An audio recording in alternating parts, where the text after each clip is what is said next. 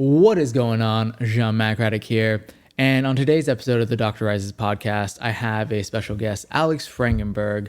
And today we're going to be speaking about what to expect during your medical school rotations. So I am a second year, which means I am still in didactics and I am in nothing but classroom. However, Alex is a third year and has been on his clinical rotation since the 1st of July, correct? Yeah. Honestly, it's kind of weird to say I'm a third year. Like it's like time kind of flies, and you can ask any med student, like the first 2 years with didactics, you're just like, I don't know, it drags on. You're like, oh wow, I love learning about medicine from a book. Like I love pathoma. Like, oh my gosh, what a blast. But getting to third year is kind of like, it's kind of like a shock. I'm like, oh wow, I'm like going to be doing this soon. Like I'm going to be like getting paid for this instead of like paying for this. You know, it's kind of like a nice thing to remember, like the light at the end of the tunnel. So I'm still not quite there yet. However, Alex, if you will go ahead and introduce yourself, tell us a little bit about yourself, your experience going up to this point, and then we'll go ahead and jump in straight into clinical rotations. All right, let's do this. So my name is Alex Frangenburg, currently a third year, I guess you could say OMS 3 at TCOM.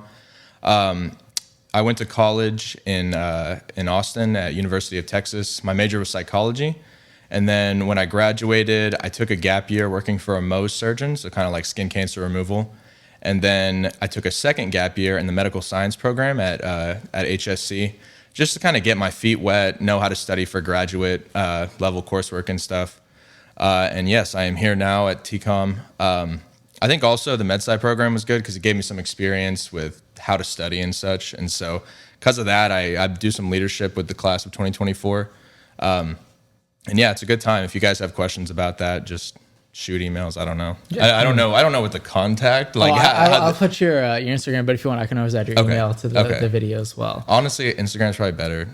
I really don't like looking at emails. I get too much of it, so I'm ready for a break. You know, so as the 24 class president, I can't imagine why you get nothing but emails. Yeah, it's very refreshing when I just like get emails about like campus updates. I'm like, oh, campus updates, good. I don't have to do anything. Like professors don't need me. My class is happy. I'm doing my job. So yeah. Can't complain too much on that front. So with you in your clerkships now, firstly, what clerkships have you done so far? Okay, so far, I guess starting around July. So the first one I did was internal medicine. And I think that was definitely like I would define it as like kind of sink or swim. Like you really have to just kind of know what's happening. But then I've also done psychiatry. And then right now I'm in an ortho trauma elective at Methodist Dallas. Okay. And so how long have those all been? Okay. So internal medicine is 2 months. And this kind of depends like on what program you go to. Because internal medicine, I think in some like allopathic programs will be like 3 months.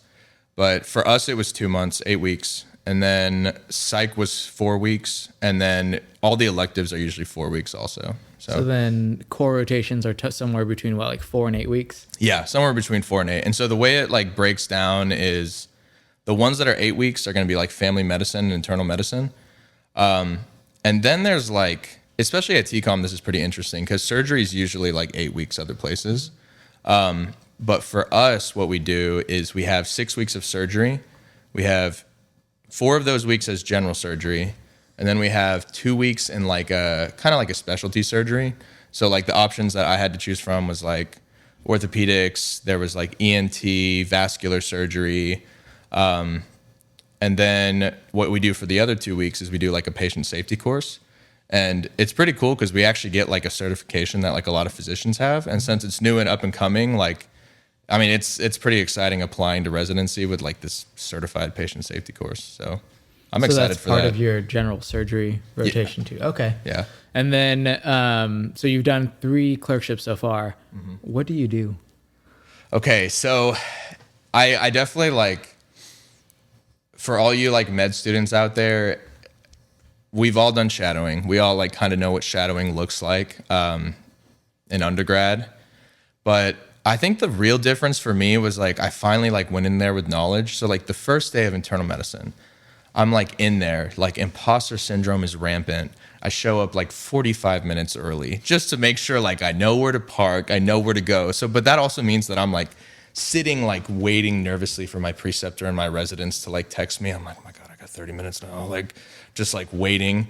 But the first day I still kind of felt that feeling. Like when you go to shadow and you're kind of like, oh, you know, like I'm interested, but I don't belong here and blah, blah, blah, blah, blah.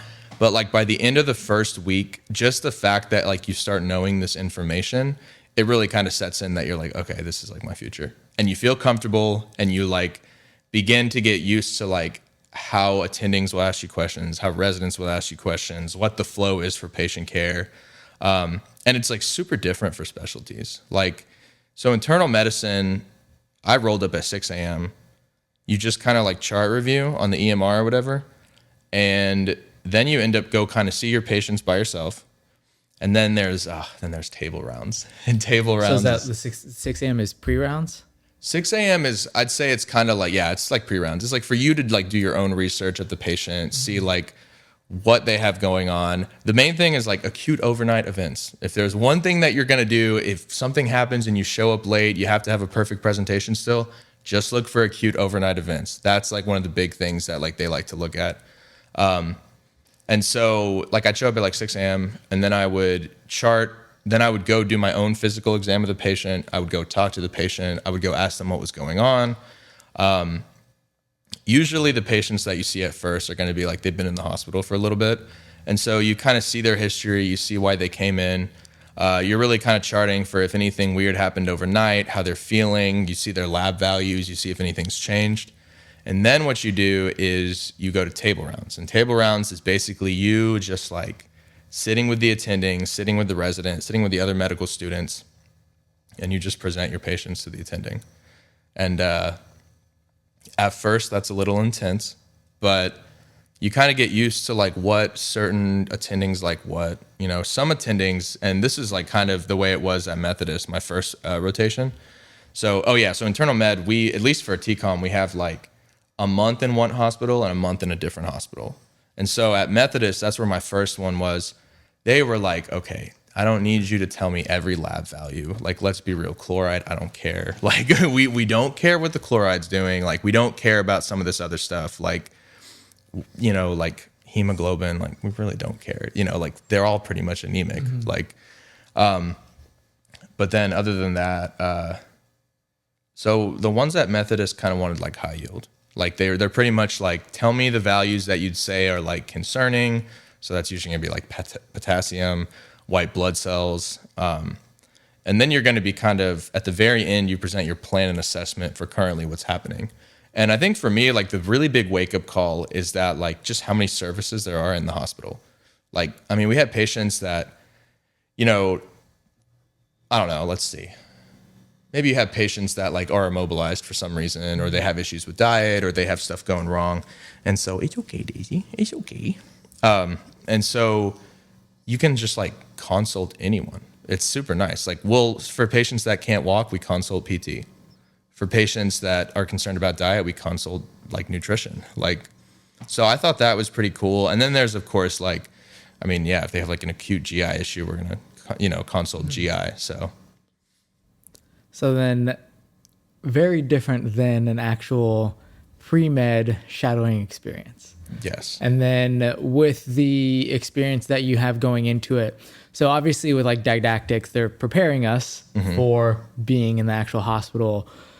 How do you feel like your preparation, you know, while you're, you know, studying in school versus when you're actually in clinic? How does that like transition? How's that translation for you?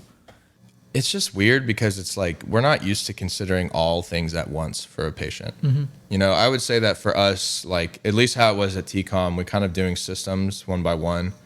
And then we're also, you know, we're asking questions about one concept of the patient. But then once you get there, and like then the attending is going to start asking you about everything. Like, because at the very end, when you're writing your note, you write like basically your assessment of what's going on and then the plan for that assessment. And so like, I mean, we have patients that, yeah, maybe like they're here because they have like an acute upper GI bleed or something, but they also still have chronic kidney disease. They also still have anemia. They also still have high blood pressure. And so because of that, it's like you have to think about how the management looks for each of those problems. And what's nice is that like a lot of those patients already have medications. Like it's not like there's a lot of new problems that you have to address. But like, the plan in those cases is like continue hypertension medication, like continue your lisinopril. And so that to me is kind of like one of the big changes. But then I would say also you kind of start to like look for things that are like a cause for concern, like this patient is still dehydrated. So they're still in acute kidney injury because their creatinine is popping off. Like clearly blood is, or, like fluid is not getting to the kidneys. And so I think for me, the big thing is like integrating it for every patient.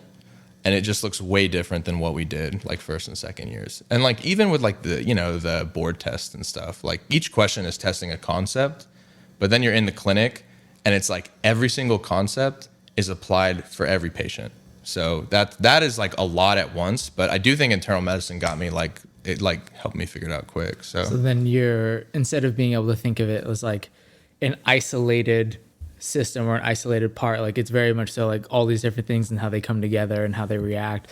So I guess like that's why like cardiologists and nephrologists, they have beef with each other at times because they're trying to focus on one thing, but that drug interaction messes up with something else. So like how their kidneys are working and the drugs they're taking might affect their heart and the heart drugs might affect their kidneys. So then, yeah. That was probably like my favorite part of being in the hospital is just like to see the cardio versus renal. Like it's just like these two like powerful behemoths of medicine, just like ready to treat patients. And so I had some attendings that would be like, okay, if a patient has cardiorenal syndrome, you consult cardio. Other ones are like, no, you consult nephro, blah, blah, blah. As a third year medical student with literally like no experience, I would probably consult cardio just because like, I do think that if your kidneys aren't getting fluid for a little bit, it's probably okay. Whereas like if your heart's not getting fluid, if your heart's like beating against excess fluid, like that's more of an issue, So just an issue, you know. And then so you mentioned that you've gone through internal, you've gone through psych, and now you're doing general / your elective for general. How have your experiences kind of running through them as you've gone through them? So in first internal, how have they varied specialty to specialty and rotation to rotation? I like it because you kind of realize like what you have to do for different patients. So like we said, with internal medicine, they might be there for a specific problem, but you're like kind of the home-based person. You're managing everything. So you're considering like all aspects of their health. Whereas like when I was in psychiatry, we were part of the medical team in that we were kind of like assessing like if some of these patients came in with chronic issues, like we have to make sure they're on their medication. We have to try to address it. But I mean, like psychiatry complaints are just like way different than medical complaints because, I mean, if you have a patient that's acutely manic, like, I'm sorry, we don't really care about how their heart's working. We don't really care about that. We'd rather like get them to come down so they're not like, I don't know, popping off at the wall, yelling about how the CIA are after them. Like that's the reality. And so, but I also liked with psych is that, your job is really to kind of treat their mental state, but you also have to know a lot of the side effects with the medications and what to expect. And I will say that it like gave me a lot of practice talking to patients that are in, I would say, a very vulnerable emotional state. Because for TCOM, we have like 2 weeks that are in what's called the TSP, Trinity Springs Pavilion. That's kind of like an inpatient area. And they can stay there for a while, but they also may be referred to like some other like, facilities and such, or they're discharged. But then there's this other place called the PEC, which is like the psych emergency room. And that's the place where people come in initially, and you kind of have to triage them and decide where they go. And so, like, I mean,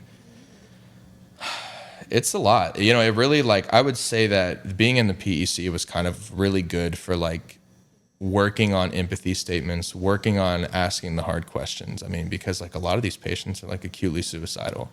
And so they're, like, crying in front of you and you're having to ask these questions while also just like trying to be a human, you know? And I think that's been one of the hardest parts for me is like, how am I going to make the best of what I know as like, I guess, you know, soon to be medical provider? How am I going to like ask the questions I need to know while also like being a human? You know, there's been times I felt like the person in front of me is like saying a lot and I'm like talking to them and I'm talking to them as a human, but then I'm forgetting to ask them questions that are going to help in their care and vice versa. You know, there's times where I'm just like, all right, we need to kind of determine what's going to be best for you. And these patients are like, yeah, I'm having a lot going on right now. And so I'd say there's some times where like, you know, I probably didn't do the best empathy statements, you know, like I'm probably like, oh, that's like so hard. Like is another question I have is, and then you kind of move on. And it's like not something that you mean to do because in your mind, you're trying to be a student. You're trying to work on that diagnostic process. And then, yeah, but now it's kind of like, I'm excited to see how the integration works like together completely, because to see some of these physicians and some of these residents like just talk like super, they'll ask the right questions while showing complete empathy. And it's like really, really cool to watch. Like you see how fast they're processing the patient's like differential, the symptoms, what they think it could be, while also like interacting as a human. And it's like super inspiring. And, you know, I'm on, I'd say ground, you know, like ground zero right now. I'm at the bottom of the food chain. I'm working on that, but it's cool to see like where I could be one day, depending on what I learn and how I learn it. So Yeah, that is very much so a skill in medicine that I feel like you have to either you have it or you have to actively work to get it. I know when, cause like we do our, you know, clin integration. So we have like patient encounters and because they're timed, my main concern is making sure I hit time because that's what we're graded on. And so I'm like empathy out the window, time, first thing. Yeah. And so like a lot of times during our own clin integrations, I'm like, I'm not even trying to like feign empathy. I mean, I'd like to, and it'd be great if I could, but if I don't make time, I fail that encounter. And so like, it's one of those where I've seen doctors that, like you're saying, that can manage to hit time and like ask the right questions and like throw in those empathetic statements and just like make sure they're taking care of all of their bases. And you're like, how did you do that in 10 minutes? Yeah. That would take me 25. And that's why I'm kind of like, I think one thing I've really started learning about what medicine looks like is that it really becomes when they're like, oh, lifelong learning, blah, blah, blah. I thought it meant like read some articles. I thought it meant like when new articles come out, read it, understand how to practice medicine. And I think it's part of that too. But a lot of what I've like kind of noticed is that it's just something that you like learn to get good at. It's something that you learn. And this is like for everybody. Nobody walks in being perfect. There's like people in my class that I know are like brilliant, top of the class, know exactly what they're doing medically. But I guarantee you, and after talking to them, they still struggle with the idea of like, how am I integrating my interactions with myself as a human and who I am while also getting the information I need? And so that to me is like definitely something that I think is inspiring and something I want to work towards. But I also think it's one of those things that like everyone ends up getting. You know, everyone finds their own way to do it. There's some people I know who like, some of the physicians they've followed, like their method is so different than other people's, but they all arrive at the same endpoint, which is like caring for the patient. So it's pretty cool to see. So then now transitioning from a more internal psychiatric to surgery. Okay. How was that? I would say pretty much like a full 180 in a way that like patient interaction is not heavily indicated, but it's just like not the main purpose of it, you know? Now we're in the point where the medicine is in front of you and the procedures are what you have to do to address their medical concerns. And I mean, I kind of like that too, because in a way it's like someone has, you know, in a sense diagnosed, done the medicine, done the tests, and now you're taking the tests and you're taking your skills and you're applying it for like a purpose, which is to, you know, like, I don't know, a patient has appendicitis. So we are doing our job now as general surgery to take it out because we've determined that like the leukocytosis, like the high white blood cells that they have, the fever, the nausea, the right lower quadrant pain, we've determined that that's appendicitis. It doesn't even have to be us. It's like someone else has determined that. They've referred, they've consulted surgery. Now we're addressing that, you know? And But at the same time, it's like I do like how kind of like you do still have some patient interaction as a surgeon. And not that I would know, but like so far what I've seen in like following some surgeons is that like before the operation, they're going to go and talk about the operation. After the operation, they're going to go either talk to the family, be like, hey, it went well. We weren't concerned, you know, and then end up following up with the patient and watching their complications as they go forward. It's not as like preventative as I would say internal medicine is. It's like you solve a problem and then you're going to make sure that there's no complications with the problem and the solution that you chose. And so I kind of like that.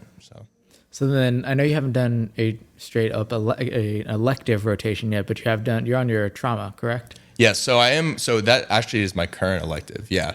So like I'm on my elective currently. It's like an orthopedic trauma elective.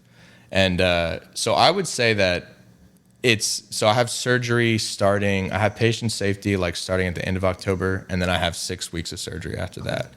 And so the current elective, I like it because I would say it's like no pressure because like you don't have to study when you get home. Like there's not like a shelf at the end of it or a COMAT, but like, I mean, it's, you know, you're still like with surgeons and they're still like, how much do you know? Let's see what you know. Let's see if you know the anatomy. Let's see if you know what I'm doing. Do like, they pimp you? Oh, for sure. Oh, they flame you too. If you don't know, pimping is basically when a physician asks you questions relevant to, you know, either the patient you're seeing, the surgery you're doing, on the spot, and it's basically like a pop quiz, and you have to answer the question. Yeah, and that is like a very like key part of third year. Like internal medicine, I think that is really like there was pimping every day for everyone in the team. Like our attendings would ask everyone a question, or they would start with the med students. If the med students got it wrong, they go to the residents. If the residents got it wrong, they go to the upper resident. The upper resident got it wrong, then the attending's like, all right, I'm going to teach you this. And so that's like pretty apparent in most fields, you know, in most like aspects of medicine that I've seen. I would just say that when it comes to surgery, it's a matter of like, depending on what the surgery is. So like ortho is very anatomy heavy. So if they're going to ask anything, it's like, yeah, there's like very high level techniques and concepts with ortho. But for someone at my level, they're going to assess my knowledge of anatomy. Yeah, they're not going to ask you about like surgical approach or. Yeah, exactly. And so, I mean, the other day I was like, I don't know, it was morning. I don't know if I didn't have my coffee or something, but like very easy question. My surgeon, like the surgeon was just asking, he's like, so what muscle is that like I'm looking at? And I'm like looking at it and I'm like, okay, that's like the malleolus, blah, blah, blah, blah, blah. But like here I am like not really thinking about the orientation. So I'm thinking we're on the medial side. And so I'm like guessing the wrong muscles. And sure enough, I look and I'm like, okay, well, we're coming from the lateral side. So actually that's going to be like your fibularis longus and brevis. So like we're expecting, it's really like kind of like what are your basic understanding of like what we're doing. But I have to say that in this elective, it's been so much listening. It's been so much listening, processing, and then determining what kind of questions you want to ask that are clarifying, that it's been, it keeps you on your toes for sure. Yeah. So then kind of on that note, because obviously you are working with physicians, you are working with residents, asking the right questions or asking questions at the right time. How's your experience been with that? Because obviously like, I say it's important not to come off like grandiose, like, oh, I know the answer, but I'm going to ask you the question so I can show you that I know the answer. Like, what do you go about when you're asking questions and how do you ask those questions? So for me, I'm kind of just asking questions depending on what I like don't know. And I would say that there's definitely there's two ways you can ask questions. And I would say one of them is not the best way to do it. One of them is not the best way. Not the best way to ask questions is to ask a general medicine concept that I would say you're supposed to have known in the first 2 years. Like what lisinopril does, I guess. Lisinopril's the drug of the day, I guess. I don't know. It's okay. But, if someone's asking what lisinopril is, like, that's something that you could look up on your phone during rounds. You could go to UpToDate. You could go to Google, and you could just see what it says, be like, okay, this is what it is, like, blah, blah, blah. So when it comes to, medications I don't know, when it comes to, terms I don't know, the abbreviations, there's, so many abbreviations that, they'll have 4 different abbreviations they all mean the same thing, or they're all the same abbreviation but different per field. And so that's one thing where I would say oh, I'm sorry, Daisy, are you falling down? And so I would say that knowing the difference between those questions, that's general knowledge, and then knowing a question that's goes beyond that. So I would say that one that's kind of in the middle of both is like, okay, I'll put you down now. There's this stuff called D5W, which is essentially like a IV fluid that you can use if a patient has hypernatremia or like high blood sodium. 5% dextrose. Yeah, exactly. And so, it's like my first week of internal medicine. I don't know what that is. It's probably something I could have looked up, but then at the same time, it's like, I could tell my attending isn't going to grill me for asking that question. So I kind of read the situation. I'm like, hey, let me ask my attending, If I were to ask, like, I don't know, what is normal saline? Like, I feel like that's something that's a little bit more like, you need to. Yeah, and then I feel like you could find that in the chart as well. Yeah, exactly. Whereas, like, some of the questions I'd say that maybe are a little bit more advanced would be like I guess in the ortho, like in my current elective, like there's these concepts called like lag by design and lag by technique, which is essentially like you're putting in a screw that's going to help you to like to get the fracture closed, to reduce the fracture and to hold it and provide stability. And so like by asking certain questions along those lines, you could be like, as a surgeon's doing something, you'd be like, so is this going to be, or is this an example of lag by design? Because that's not you like not knowing, that's you applying something that you've learned and trying to see what the surgeon's reasons for using it is. There's also these things called locking screws and non-locking screws. And it's really just kind of dependent on the surgeon, what the bone looks like, how the plate is, where the fracture is. And so that's an example of where you could say like the surgeon's putting in screws and you'd be like, so I was wondering, are you going to use like locking screws here or would you use non-locking screws? So it's like, that's specialty specific stuff that you basically have to be in that field to know, or you have to be like, higher up in the world of that field. Mm-hmm. Like those kinds of questions. Yeah. Yeah. I feel like, I've heard horror stories of people, either asking questions at the wrong time because like, look, we're still with the patient. Like, don't ask me this question. Like, it's not the time. Or just like, hey, we're in a rush. Like, hold that question. We'll get back to it later. Or they're asking questions that like they're just doing it so they can show off that they, especially more so like when they're on elective rotations, they're trying to like show that they know what they're doing or they know their stuff. They'll ask the questions that they know the answer to.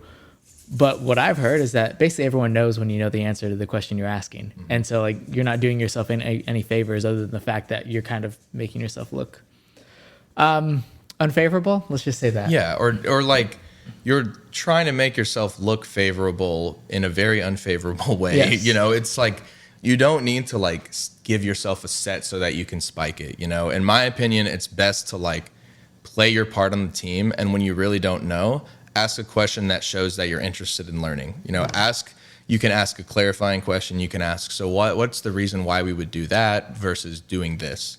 And then they're most likely, again, in internal med, they'll be like, well, kidney function's better with this drug. And you'll be like, okay, perfect. I had no idea. Yeah. Or you'll be like, okay, well, this patient had this certain type of like bacteria in their culture.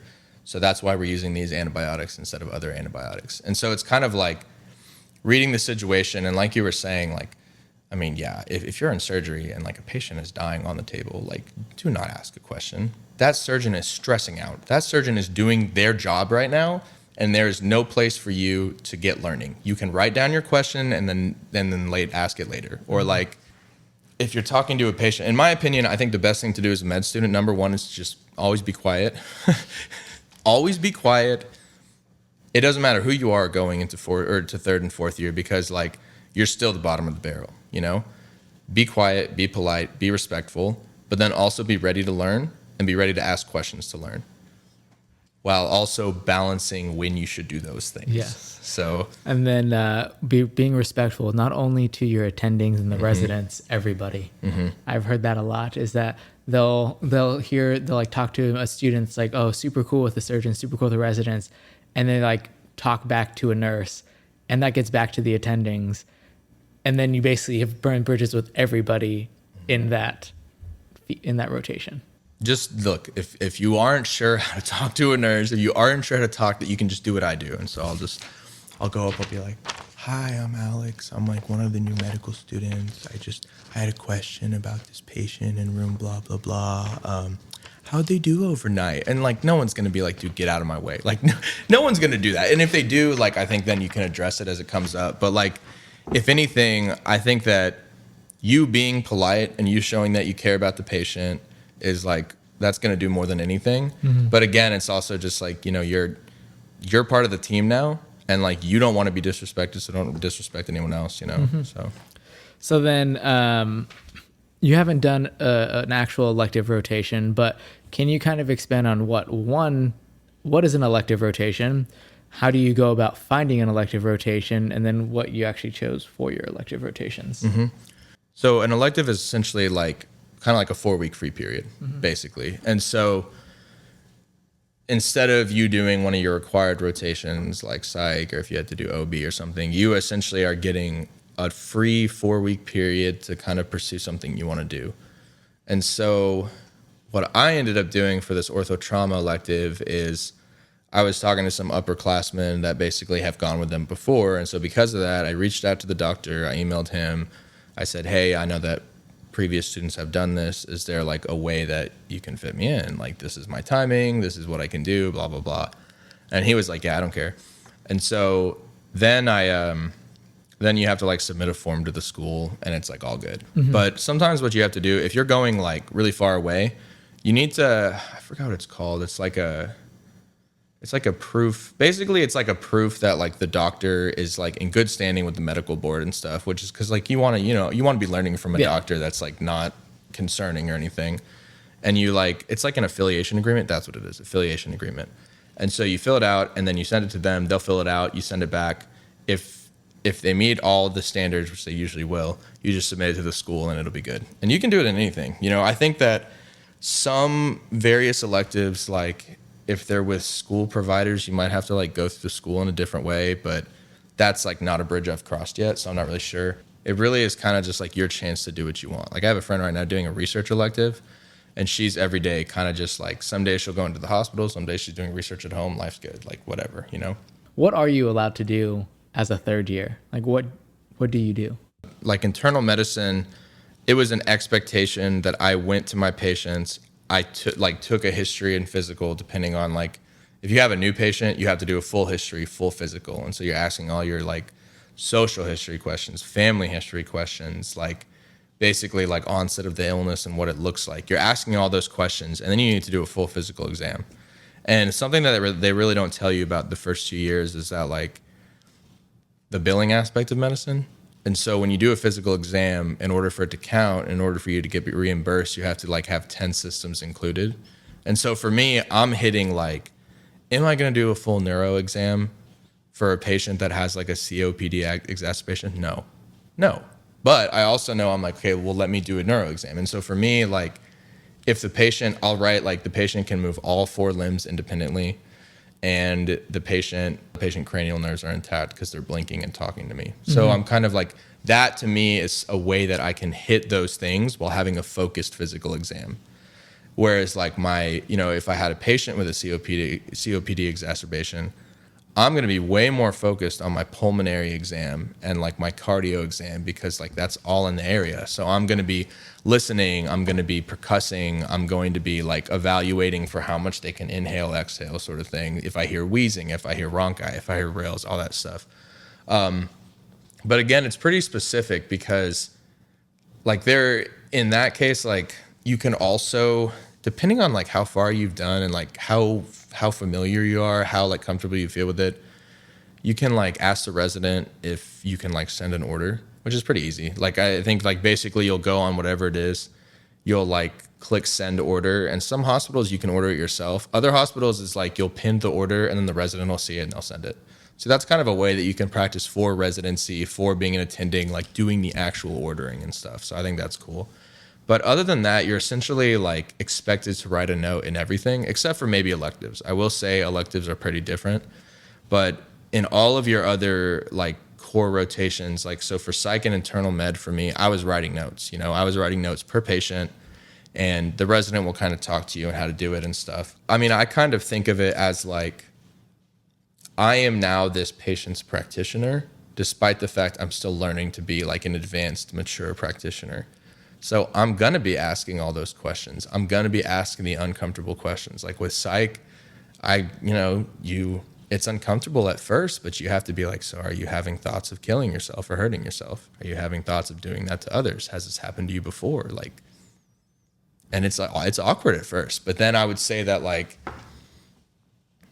just being able to do it, you become more comfortable with it. And there's really no like limit to what you can do. I definitely think that there's some questions you shouldn't ask and there's phrasing you shouldn't have, but like, yeah. But then if we're going to talk about like practical skills, I do think that like that kind of depends on the residence or the rotation too, because in internal medicine, I like helped with a paracentesis like one time. And so I'm like kind of like scrubbed in, helping like hand the resident this. The resident's like, okay, you know what you're doing. How about you do this? How about you do this sort of thing? But then like in my current elective rotation, like I got to drill a bone the other day. That was cool. And like hopefully next week I get to throw some sutures and stuff. But then also I think especially like it's really learning like the patient care aspect of it and like learning how to be comfortable doing those things for the patient, like learning how to be comfortable to transfer a patient from their hospital bed to the OR table. Like that's like not something that you are ever taught how to in medical school, but you're like talking to the OR staff, you're talking to the nurses, they're kind of helping you with that. But then like, in your like, I guess for like psych and internal medicine, you're like there really realizing like, okay, like I have to touch this patient, like, and that, not that that's like a scary thing necessarily, but it's also just something to realize that like, because you're that patient's practitioner now, you are expected to check and see if their pupillary response is intact. You are expected to check and see these things. And if you see a problem in one of those areas, then you do a focused physical exam that's more specific for that. And then you mentioned as well, so shelf exams. What are shelf exams and what does that actually entail when you're doing a shelf exam? So shelf exams are basically at the end of the rotation. It's kind of like, okay, let's make sure you weren't just going to the hospital and having fun. Like, let's make sure you learned something, right? And for osteopathic students, they're called COMATs. People can call them COMATs. I mean, I call them shelves or COMATs. It just depends on the day, But essentially what it is it's like, what were you supposed to have learned for that entire 4 weeks? And the hard part is that like you really can't find what the objectives are. You can't find exactly what you're supposed to be learning. These are all things you've learned the first 2 years, but you're kind of like, what do I include where? Where is this really more of like a family med thing compared to an internal med thing? Or where is this like a little bit more like surgical compared to OB? Like it just depends. And so my number one suggestion is just go to the online med ed guy. I like him because there's like a PDF that I have that it'll show you like how many videos you need to have for each of the rotations and like what videos of his you should watch. And so I essentially am just trying to do my best to watch all of those. That'll get you a background. That'll kind of give you a chance for content review. And then what I'll do is I'll hit the questions because this is what they don't tell you first and second year. First and second year, you're trying to understand med school. You're trying to understand the concepts. Content review is a much bigger part of it. Whereas I feel like third year and fourth year, it really is the most beneficial to do as many questions as possible because you're getting exposure to learning in all those questions. Every question you get wrong and every question you get right is a chance to learn because like it allows you to, if you get it right, you can be like, okay, I knew what I was doing. Is that something I think I need to explore more? Yes or no? You look at the other incorrect answer choices. You say, why is this incorrect? What is the concept I needed to know? And then if you get it wrong, it gives you a good chance to be like, why did I get this wrong? What's the concept that I missed out on? Where do I need more practice? That sort of thing. So studying for third year is really a lot more just question based than anything else. So, and it can be a little bit intense. I know for me, what I try to do is like, if I get a question wrong, I make like an Anki card for it, or I look for Anki cards that have that concept, right? Whereas like some people are like, I don't do Anki, I only do questions. But then other people are like, I just do content review and I don't even do questions. And so it's like all over the place. But in my mind, it's like if you have these question banks, like you should probably use them, So then kind of getting towards wrapping up, For someone that is, rising to going to their third year, going into the clerkship rotations, that they, want to hit the ground running, they want to succeed. Ideally, they want to honor the rotations or that specific clerkship that they did. What would you recommend they do to be successful and hit the ground running? Number one, I would say show up every time. And then if you're going to be there, it makes the most sense to show up and to ask some questions and to be ready to learn, because like that's the only way that you're going to do it. That's the only way that you're going to really be like, all right, I don't know what is even going on with this patient encounter. Like I have no idea what's happening, but it's like, if you don't ask about it, you're still going to not know at the end of the day. So you got to kind of figure out what that looks like. When it comes to, again, like doing your very best on these tests, like I really think the best way that you can prepare is by doing questions, because even though they don't have a list of every concept that you need to cover, essentially every question in that question bank will cover all of those concepts. Like I've been reading reviews, and like I think UWorld covers like 85 or 90% of all concepts that are covered in like step 2 or like, complex 2, just depending on what it is.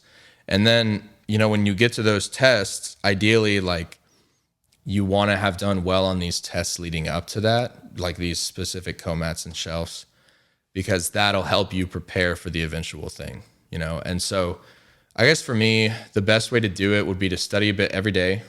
I think that people have a tendency to really like the last 2 weeks be like, okay, I really need to start. And like, I'm guilty of that too. Like including me, especially like kind of getting my feet wet and figuring out what to do. Like I would say that there's been a couple of tests that I probably started studying for a little bit later than I would have liked. But also it's like, it's a learning curve. Like you have to kind of figure out what works for you and stuff.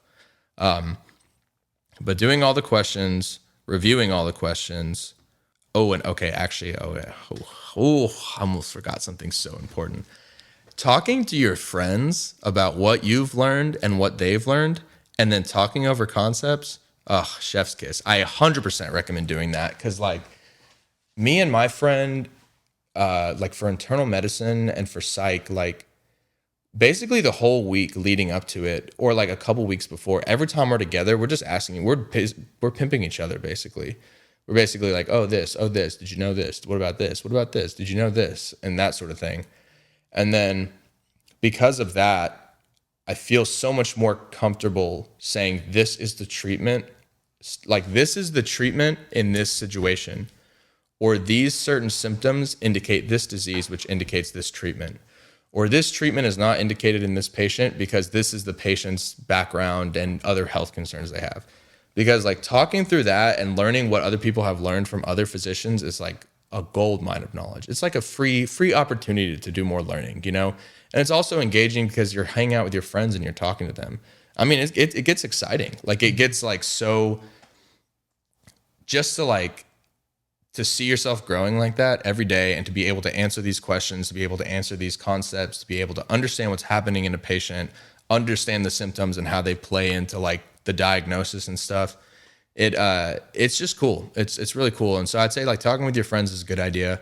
And then there's a good amount of resources online that will probably help you like for sure pass, but then to honor, you probably have to do a little bit more. There's these videos called Emma Holiday High Yield. So she's a radiation oncologist that went to, I think, UT Long, and I think she works in Houston now. But she like hosts these 2-hour reviews. She's got one for internal medicine, for surgery, for psychiatry, and for peds. Depending on your time and depending on like how you want to do this, my suggestion is to watch those videos first in the rotation, because by watching those videos first, you'll see exactly what's high yield. Then you can do your whole study session. You can do your questions for the whole thing, whatever. And then in the last couple days, I suggest watching it again and making sure you know it cold, because if you know it, I mean, that right there is probably like 70% of the material. Then it really just depends on how many questions you did to get like that extra 15% to honor, that extra 20% to honor, So on that note, I am very much so looking forward to not being in the classroom anymore. It's very much so. I feel like being in didactic years, year 1, year 2, you can lose sight of what you're actually working towards, because I spend basically every day studying for, the block that we're in. I do a patient encounter once a month. I do a sim lab once a month, maybe once every other week. And so it's very much so a disconnect between, being a practicing physician and being actually a student is what I consider the first 2 years is you're just a student. And then I think one of those points that we talked about is, shelf exams, making sure that you're present, very much so helpful. Do you have any other last final words of wisdom? I would say get your sleep. And this is not talking as someone that's good at that. This is talking at someone that's bad at that.